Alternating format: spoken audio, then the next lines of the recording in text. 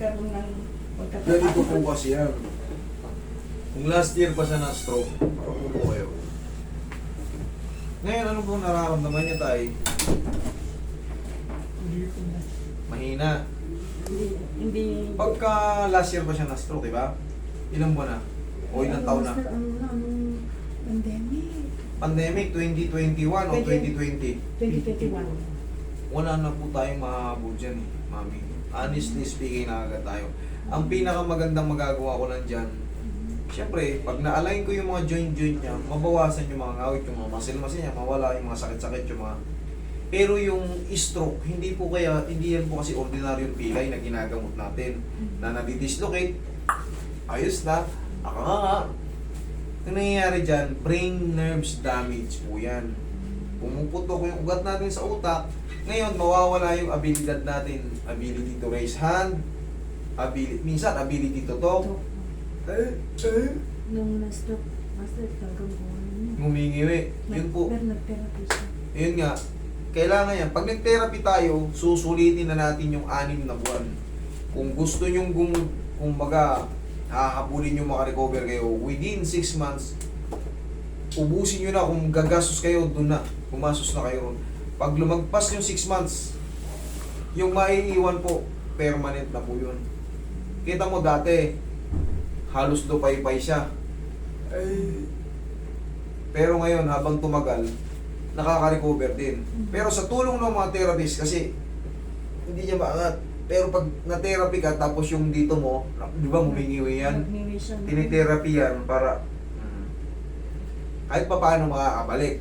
Pero yung maiiwan talaga, tapos may edad pa tayo, mas mabagal ang metabolismo. 65 na siya.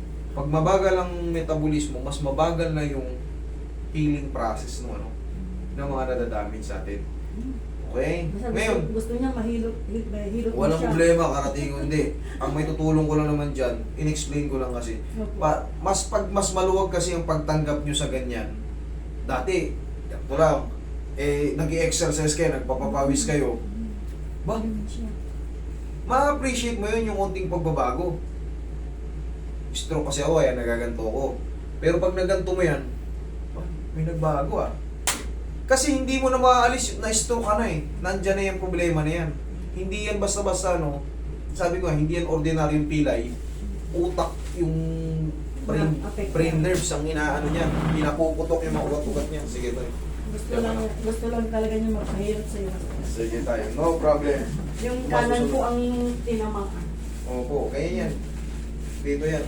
Pero awan ng Diyos, ano naman siya? No. Kasi pag mga yan eh. Tama yun. Siya ang cook namin. Oh, ay siya. Every morning meron siyang exercise. Ang mahalaga, kumbaga, tuloy lang ang buhay, nangyari man yun. Wag lang talaga, wag bawasan nyo lang talaga ulit yung pagkain ng mga dati-dati. Ay, opo. Yung mga dati nyo kinakain, adobo, lechon, Ay, wala na yun. adobong taba. Gulay na lang. Kasi meron tayong tinatawag na double stroke, second stroke, third stroke, fourth stroke. Yung first stroke ni Master, mild, nagapan. Second na po yun. Second na to? Oo, O yun yung sinasabi ko. Second na po yan. Kaya nga, Yung nainis mild ko. niya nakagapan. Yung mga stroke kasi, nauulit yan. Kunyari, naka-recover ka. Yun na nga siguro, naka-recover si tatay. Nagkakakain na naman yung bawal. Adobo, prito-prito, Ay, mga... pag nagprito pa din, pag nagprito pati siya, lumalangoy ang mantika. Yun nga eh. Kaya Yung lagi nabibili kong- nating lagi mantika. kong pinapagalitan. Yung mga nabibili nating mantika, akala natin, Okay. yung iba recycle yan. Lalo sa palengke. Yung iba ano na yan. Lalo yung pagka kinamagan, tulog. Yan ang pinakamataas na kolesterol. Siyempre, sa kinakain natin yan eh. Magbabara yan sa bloodstream natin hanggang sa umabot dito. Ngayon, hindi kayang i-accommodate ng brain nerves kasi maliliit yung mga artery dyan. Nag-explode sila. Yun na yun, mawawalan ka ng ability sa mga kung ano-ano sa katawan natin. Pag kayo ay high blood, diabetic, kakambal niyan. High blood siya. Pagka kayo high blood, diabetic, kakambal nyo yung stroke, kaya mag-iingat. Mag-iingat talaga sa kinakain.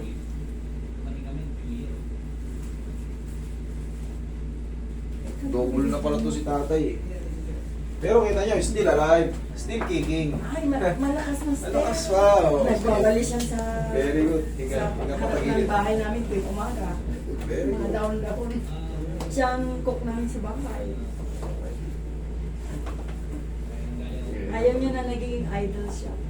Tama yun kasi Opo. pagka nasa isip natin, gusto nating makarecover, yung mga konting pagbabago, ma-appreciate mo yan eh. Sabihin natin dati, ganito lang ang tigas. Pero once na, ganun mo, oh, Malaking bagay. malaking bagay yung ano ah. Sige nga, mag-exercise pa ako. Yun yun, kailangan lang kasi maluwag yung tanggapin to. Kasi pag palagi nyo inisip, wala, inutil na ako, inutil na. Lalo lang kayo Nung una, master, nung unang buwan niya na nagkaganyan, umiiyak siya. Oo, kasi Pero nung na-therapy na siya, na-motivate siya ng konti. kailangan nga talaga tanggapin nyo ng maluwag. Tapos, ibaon nyo sa isip nyo, gusto ko makarecover. Yun na yun.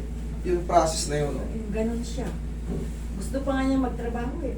O yun eh, ang motivation niya, strong pa ako eh. Kaya magpunta ako Kaya nyo lang, sabi niya. kumbaga hindi naman siya, hindi naman siya kumbaga nakakatulong pa nga siya eh. Opo. Eh di, yun ay, si tatay dun siya nagiging masaya.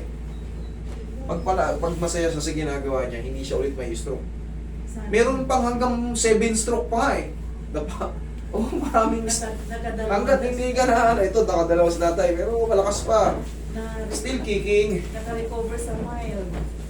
Sige, yung mukha niyo tayo.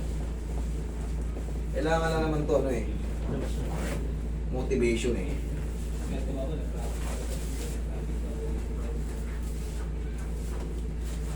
Yan. Ilang taon ba siyang itatay ngayon? 65 na master nung 65. December 3. Magkikap pa tayo magka-birthday ah. December ano ko, 9 eh. Wow.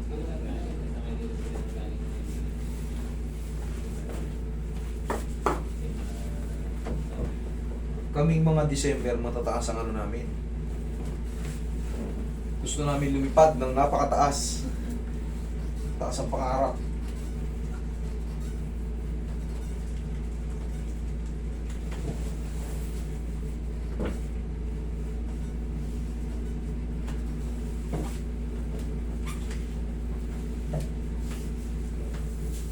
Mga soft heart, di ba tay? Soft heart ng mga December.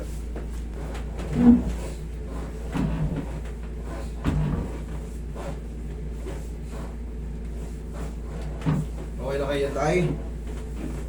Okay.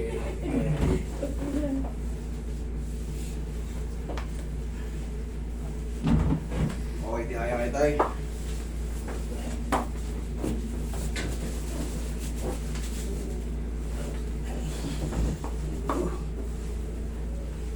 Nung nararamdaman mo.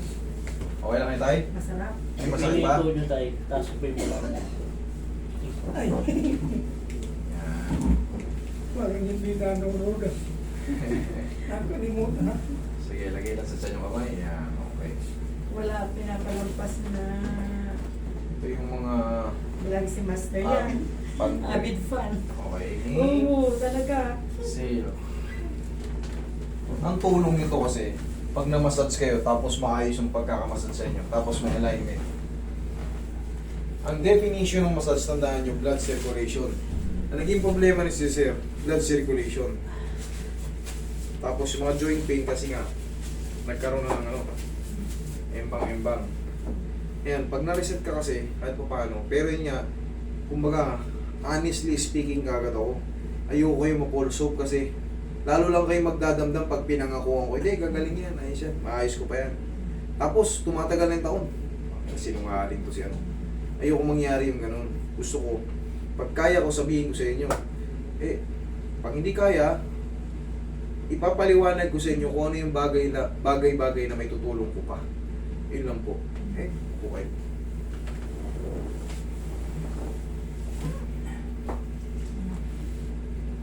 Masarap. Pakiramdam.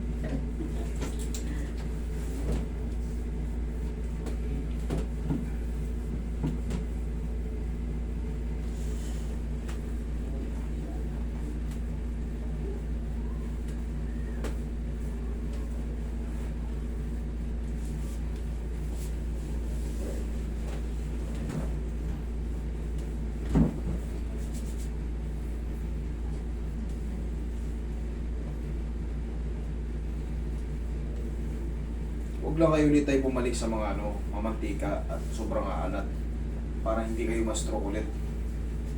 Kasi baka sa susunod, kaliwa naman. Pero wag naman sana. Pero natingin ko naman nagpapapawi si tatay, hindi na yun ma-stroke ulit. Ay, oo nga sir, araw-araw yan.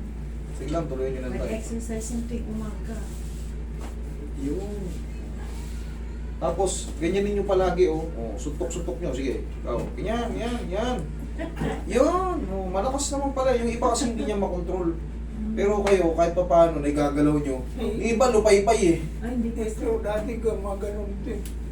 Yung pagsuntok ko gano'n ako. O ngayon, kaya na.